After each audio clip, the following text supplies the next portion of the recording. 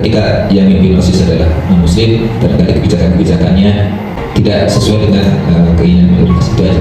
Anda di sini ini mau ngapain? Saya tanya, mau bubarin orang beribadah.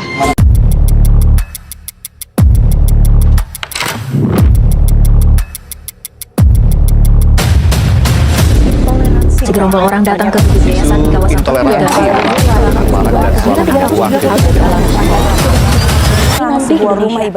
Intoleransi adalah salah satu dari 3 dosa besar dalam dunia pendidikan di Indonesia, bersanding dengan perundungan dan kekerasan seksual.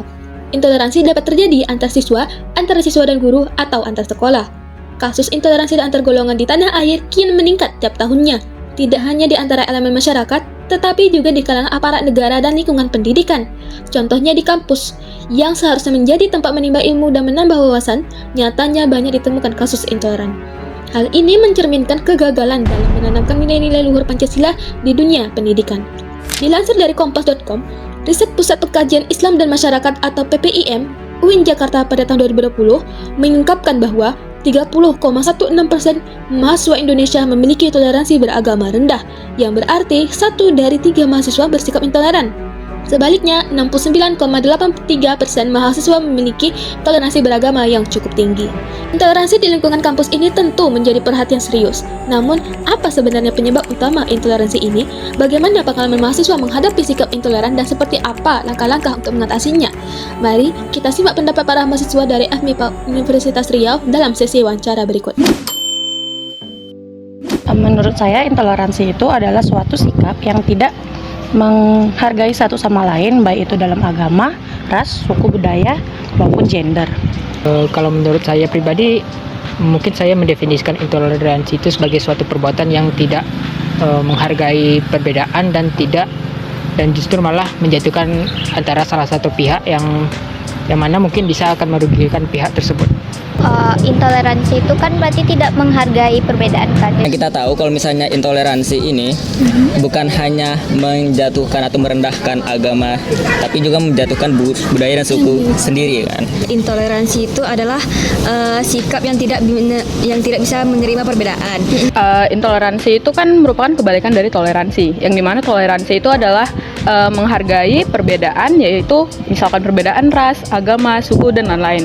Berarti intoleransi itu adalah tidak menghargainya atau tidak menganggap bahwa perbedaan itu ada.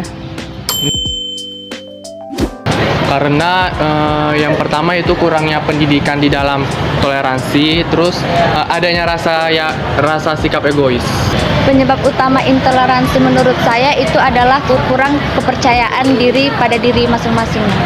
Itu penyebabnya bisa jadi dia merasa bahwa dirinya itu lebih dari yang lain, jadi dia nggak bisa menerima yang lain, dia harus yang setara gitu sama dia. Kalau menurut saya, mereka lebih seperti meninggikan suku atau ras dari dirinya sendiri. Sikap etnosentris. Iya, jadi mereka merasa mereka lebih baik daripada yang lainnya.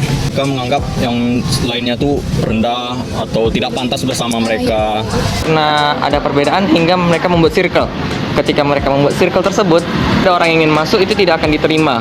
Jadinya dengan adanya circle membuat tidak ingin ada orang-orang menerima perbedaan tersebut.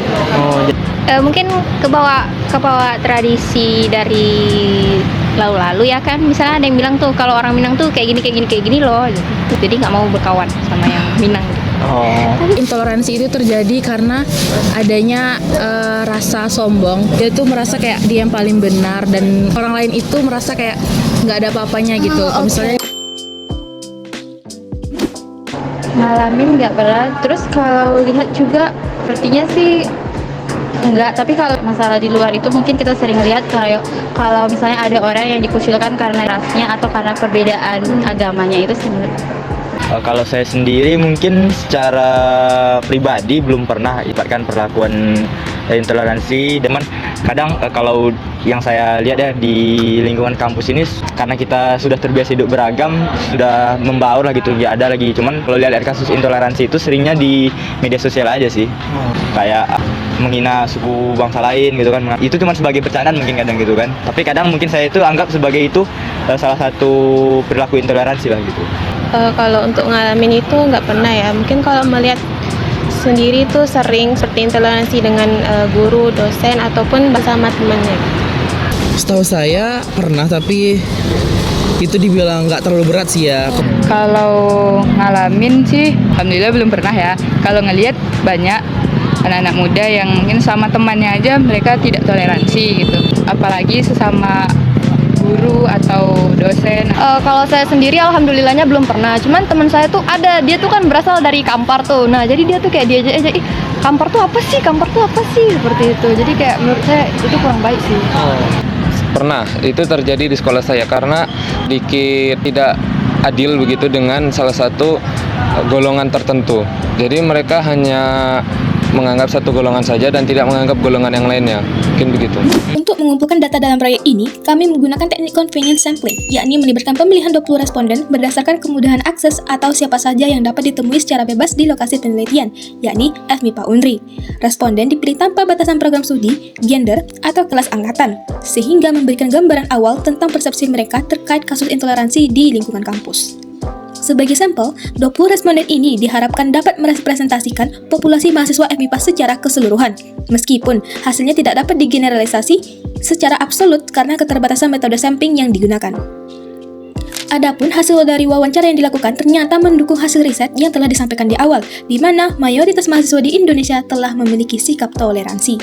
Hal tersebut ditunjukkan dengan pandangan seluruh responden yang telah sadar dan paham tentang intoleransi dan dampaknya serta faktor-faktor yang menjadi penyebabnya.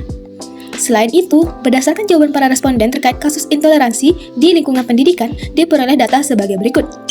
Yakni sebanyak 35% mahasiswa menyatakan pernah mengalami atau melihat kasus intoleransi, dan sisanya sebanyak 65% mahasiswa menyatakan tidak pernah mengalami atau melihat kasus intoleransi. Sehingga, data ini menunjukkan bahwa saat ini kasus intoleransi jarang terjadi di lingkungan kampus, tepatnya di Fakultas Matematika dan Ilmu Pengetahuan Alam Universitas Riau. Jadi, melalui video ini dapat kita simpulkan bahwa intoleransi adalah sikap tidak menerima perbedaan identitas atau keberadaan orang lain. Sikap ini tentunya bertentangan dengan nilai-nilai luhur Pancasila. Di lingkungan kampus, intoleransi bisa muncul dalam bentuk diskriminasi, ujaran kebencian, hingga kekerasan yang disebabkan oleh kurangnya pemahaman tentang toleransi, pengaruh media sosial, manipulasi kelompok tertentu, dan lemahnya penegakan hukum. Dampaknya bisa mencerminkan lingkungan akademik, menghambat proses belajar, dan berpotensi melahirkan generasi yang intoleran. Oleh karena itu, mari kita bersama-sama melawan intoleransi dengan memperkuat pendidikan karakter, meningkatkan literasi media, membangun dialog terbuka, dan menegakkan aturan yang adil untuk menciptakan kampus yang toleran, inklusif, dan menghargai keberagaman. Bohong.